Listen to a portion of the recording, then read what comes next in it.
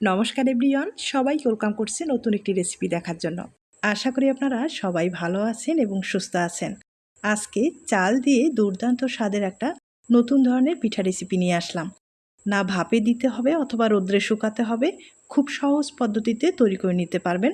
তাছাড়া এই পিঠাগুলো আপনারা একবার তৈরি করে রেখে পুরো বছর সংরক্ষণ করে খেতে পারবেন। এবার আসি মূল রেসিপিতে, আশা করি আপনাদের ভালো লাগবে। এখানে আমি 150 গ্রাম আতপ চাল নিলাম, আর এই পিঠাগুলো আতপ চালটা হলে সবচেয়ে বেশি ভালো হবে। তবে আপনারা কিন্তু যে কোনো চাল ব্যবহার করতে পারেন, সমস্যা নেই। চালটা আগে থেকে ভিজিয়ে রাখতে হবে। আমি 3 ঘন্টা আগে ভিজিয়ে রেখেছিলাম, অনেকটা নরম হয়েছে। এবার ব্লেন্ডারে খুব ভালোভাবে একটা পেস্ট তৈরি করে নিতে হবে। এরপরে কিছুটা সাবুদানা আমি চালের সাথে একসাথেই মিশিয়ে নেব। আর এখানে প্রায় 50 গ্রামের মতো সাবুদানা রয়েছে। সাবুদানাটাও আমি আধা ঘন্টা আগে ভিজিয়ে রেখেছিলাম, নরম হয়েছে। অবশ্যই কিন্তু ভিজিয়ে রেখে নরম করে একসাথে পেস্ট তৈরি করে নিতে হবে। আর আপনারা যদি সাবুদানাটা ব্যবহার করতে না চান, সেক্ষেত্রে কোনো সমস্যা নেই। তবে সাবুদানাটা ব্যবহার করলে পিঠাগুলো কিন্তু তেলে দেওয়ার সাথেই ফুলে উঠবে, আর এতটাই নরম হবে মুখে দিলেই মিলিয়ে যাবে। আপনারা চাইলে একবার হলেও ট্রাই করে দেখতে পারেন। এবার সাবুদানা এবং চালটা খুব ভালোভাবে আমি পেস্ট তৈরি করে নেব। আমি খুব ভালোভাবে পেস্ট তৈরি করে নিলাম, দেখতেই পারছেন। এখন যেটা করতে হবে, এই সাবুদানা এবং চালের পেস্টটা অবশ্যই চেলে নিতে হবে, কারণ ভিতরে অনেকটা দানা থেকে যেতে পারে, আর দানাটা থাকলে পিঠার ডিজাইনটা তৈরি করতে সমস্যা হয়ে যাবে। তার জন্য অবশ্যই চেলে নিতে হবে।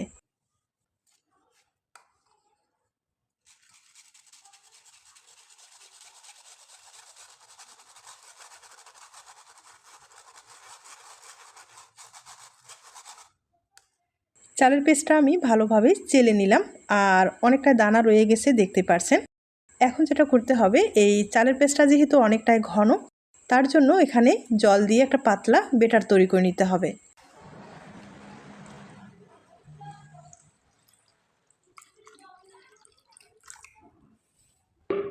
আমি কিছুটা পরিমাণে জল ব্যবহার করলাম। এবার খুব ভালোভাবে মিশিয়ে নিতে হবে। আবারও বলছি, এই বেটারটা কিন্তু ঘন তৈরি করা যাবে না, পাতলা করে তৈরি করে নিতে হবে।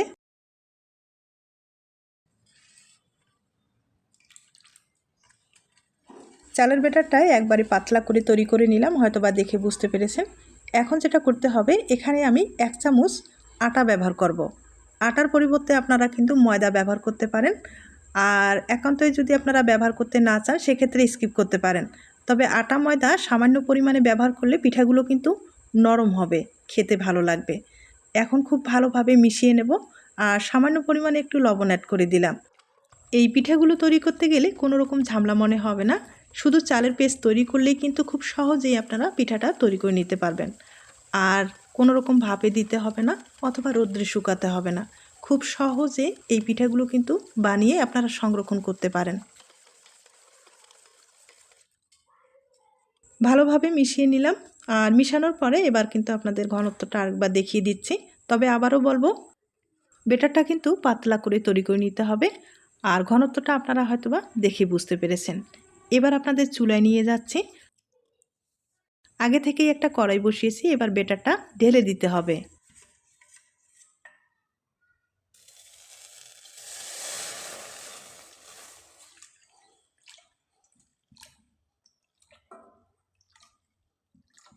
পুরো বেটারটা আমি কড়াইয়ে দিয়ে দিলাম।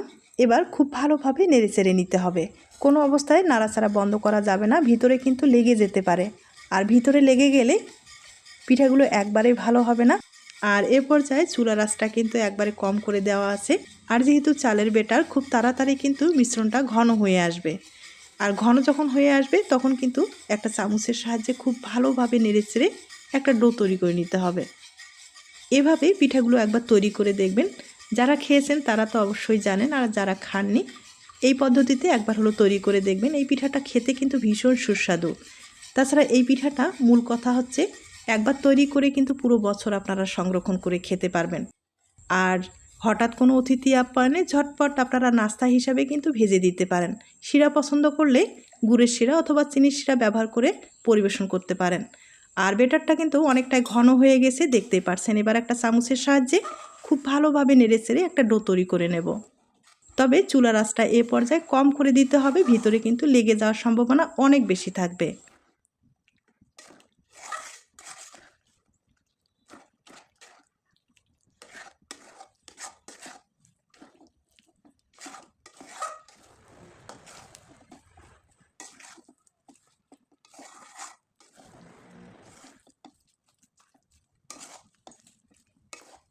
ডোটা এভাবেই তৈরি করতে হবে।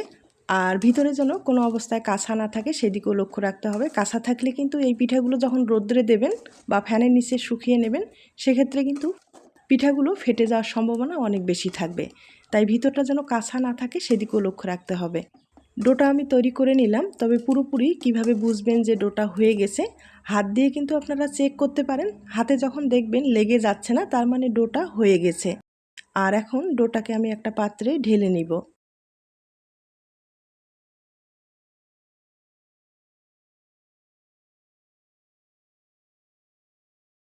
আর আপনারা চাইলে এখন এই ডোটা দিয়ে যে কোনো পিঠার ডিজাইন তৈরি করে নিতে পারেন। ডোটা কিন্তু অনেকটাই গরম, তাই হাত দিয়ে একটু সমান করে নিলাম। এই ডোটা পুরোপুরি ঠান্ডা করা যাবে না, ঠান্ডা করলে একটু ডিজাইনটা তৈরি করতে সমস্যা হয়ে যাবে। হালকা কুসুম যেন গরম থাকে, তার জন্য অবশ্যই একটা ঢাকনা ব্যবহার করতে হবে বা একটা প্লেট দিয়ে ঢেকে রাখতে পারেন। আর এখন একটা স্টিলের প্লেট নিলাম, সামান্য একটু তেল লাগিয়ে নিলাম যাতে পিঠাগুলো তুলতে কোনো সমস্যা না হয়।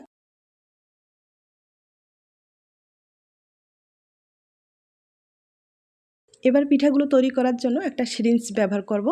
আমি সিরিঞ্জের সাহায্যে পিঠাগুলো তৈরি করে নেব। আপনাদের হাতের কাছে যদি কল মেশিন থাকে, কল মেশিন দিয়ে খুব সহজেই আপনারা এই পিঠার ডিজাইনগুলো তৈরি করে নিতে পারেন। আর আমার কাছে কিন্তু মেশিনটা নেই, সিরিঞ্জের সাহায্যে আপনাদের তৈরি করে দেখিয়ে দিচ্ছি।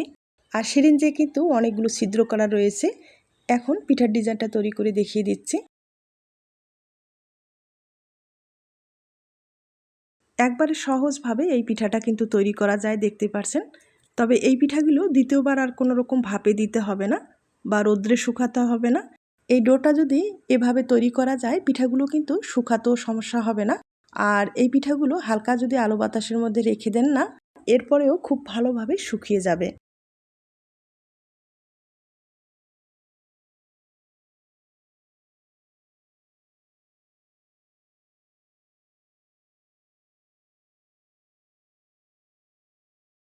এই পিঠাগুলো আপনারা চাইলে একটু চিকন করে তৈরি করে নিতে পারেন। সেক্ষেত্রে সিরিঞ্জের যে ছিদ্রগুলো রয়েছে, একটা চিকন সুই দিয়ে কিন্তু আপনারা একটু ছিদ্র করে নিতে পারেন। তাহলে পিঠাটা কিন্তু চিকন হবে, আরও তেলে দেওয়ার সাথে ফুলে উঠবে। আমি একটু মোটা করে তৈরি করে নিচ্ছি। আর দেখতেই পাচ্ছেন কতটা সহজভাবে পিঠাগুলো তৈরি করা যায়। আর এই পিঠাগুলো না কাঁচা অবস্থায় আপনারা ধরে অন্য জায়গায় তুলতে পারবেন, কোনো রকম সমস্যা হবে না, দেখতে পাচ্ছেন। আমি একইভাবে কয়েকটা তৈরি করে দেখিয়ে দিচ্ছি। আপনারা চাইলে এই পিঠাগুলো কিন্তু একটু বড় করে তৈরি করে নিতে পারেন বা আর একটু ছোট করে তৈরি করে নিতে পারেন।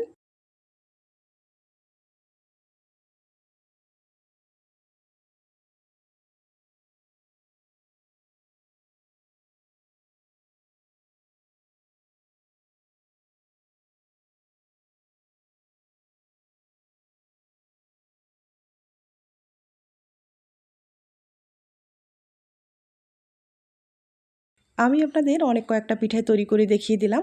আর হয়তোবা দেখে বুঝতে পেরেছেন কতটা সহজভাবে এই পিঠাগুলো তৈরি করা যায়। আর একইভাবে আমি কিন্তু অনেকগুলো পিঠা তৈরি করে নিলাম, একবার আপনাদের দেখিয়ে দিচ্ছি। আর এই পিঠাগুলো কিন্তু আমি ফ্যানের নিচে রেখে শুকিয়ে নেব। এগুলো কিন্তু রোদ্রের শুকার কোনো রকম দরকার হবে না। তবে হ্যাঁ, আপনাদের যদি রোদ্রের ব্যবস্থা থাকে সেক্ষেত্রে কিন্তু রোদ্রে শুকাতে পারেন, তাহলে অনেক দিন পর্যন্ত সংরক্ষণ করতে পারবেন। আমি ফ্যানের নিচে রেখে শুকিয়ে নিলাম। দেখতেই পারছেন শুকানোর পরে পিঠাগুলো কতটা সুন্দর হয়েছে। আর আপনারা কিন্তু এভাবে দীর্ঘদিন পর্যন্ত সংরক্ষণ করতে পারবেন। তবে আবারও বলছি, এই পিঠাগুলো হালকা যদি একটু রোদ্রে শুকান, সেক্ষেত্রে পুরো বছর সংরক্ষণ করা যাবে। এর চেয়েও বেশি সংরক্ষণ করতে পারবেন, তবে মাঝে মাঝে একটু রোদ্রে শুকাতে হবে। এখন আমি আপনাদের কয়েকটা পিঠা তেলে ভেজে দেখিয়ে দেব। আর বাকি যে কয়েকটা থাকবে সংরক্ষণ করা যাবে। এই পিঠাগুলো না তেলে দেওয়ার সাথেই ফুলে কিন্তু ডবল হয়ে যায়। আর এই পিঠাগুলো না এতটা খেতে নরম হয়, আপনারা না খেলে হয়তো বা বুঝতে পারবেন না। তবে তার জন্য অবশ্যই যে উপকরণগুলো ব্যবহার করলাম একবার দেওয়ার চেষ্টা করবেন। আপনারা যখন এই পিঠাটা খাবেন দেখবেন মুখে দেওয়ার সাথেই মিশিয়ে যাবে, এতটা নরম হয়ে থাকে এই পিঠাগুলো। আমি আপনাদের কয়েকটা ভেজে দেখিয়ে দিচ্ছি।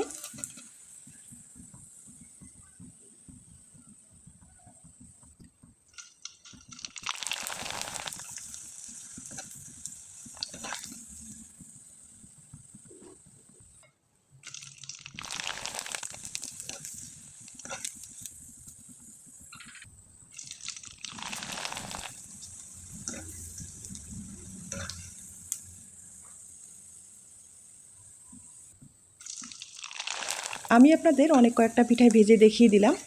এবার আপনাদের পরিবেশন করে দেখিয়ে দিচ্ছি। আমি কিন্তু উপর থেকে একটু চিনি ছড়িয়ে দেব, তাহলে পিঠাটা খেতে ভালো লাগবে।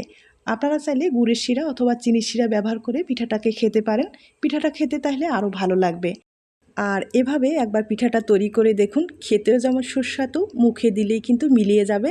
আপনাদের ফ্যামিলির সবাই পছন্দ করবে। তাছাড়া আগেই বললাম, হঠাৎ কোনো অতিথি আপ্যায়নে ঝটপট এই পিঠাটা আপনারা আপ্যায়ন করতে পারেন। এখন আপনাদের ভেঙে দেখিয়ে দিচ্ছি।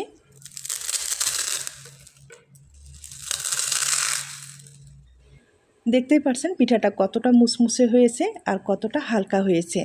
একইভাবে আমি আরেকটা পিঠা আপনাদের ভেঙে দেখিয়ে দিচ্ছি।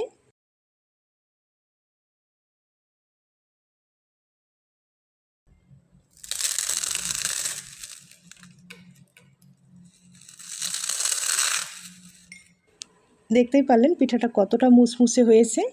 আর এখানে কিন্তু কিছুই বলার থাকে না, তবে একটা কথাই বলবো, আপনাদের যদি পছন্দ হয়ে থাকে অবশ্যই বাড়িতে ট্রাই করে দেখতে পারেন। আজ তাহলে এ পর্যন্ত, নতুন কোনো রেসিপির সাথে আবার দেখা হবে। নতুন রেসিপির জন্য সবাইকে আমন্ত্রণ রইল।